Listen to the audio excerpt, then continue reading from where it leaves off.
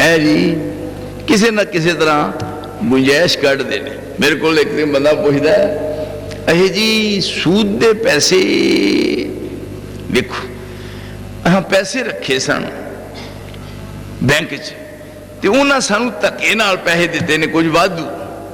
मैनू पूछता है कुछ वाधू पैसे देते ने तो किनू देइए। मैनू पूछता है किनू देइए। मैं क्या तेन नहीं चाहिए अं नहीं जी वो तो सुनया नजायज है तो किनू देइए। मैं क्या मौलवी नूं दे यार। और मैनू उन्हें क्या एक मौलवी साहब कहते हैं भी तुसी किते पता नहीं कित्थे ला छड़ोगे इस वजह के नाल तू दे दे मैं टिकाने ला देंगा। मैं बिल्कुल सही जिथे हुण लगे ना ये थां ही इहो जिहा कोई नहीं। तो मैनू कहता जी थोड़े पैसे ने बैंक च रखने आ कित्थे रखिए। मैं घर रखू। घर आंदा घर मैं नहीं घर रख दे सानू दे छड़। आंदा घर को चोर पै गया।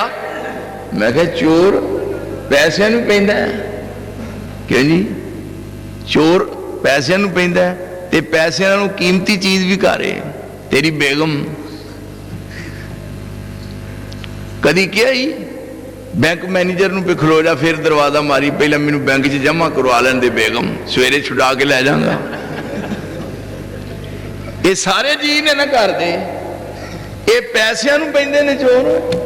असल गल यह है कि तेरी उधर सुलह नहीं जे सुलह होवे तू घर दी चार दीवारी जो सुता होवे ते अर्श वाला तेरे घर दियां आप हिफाजत करे।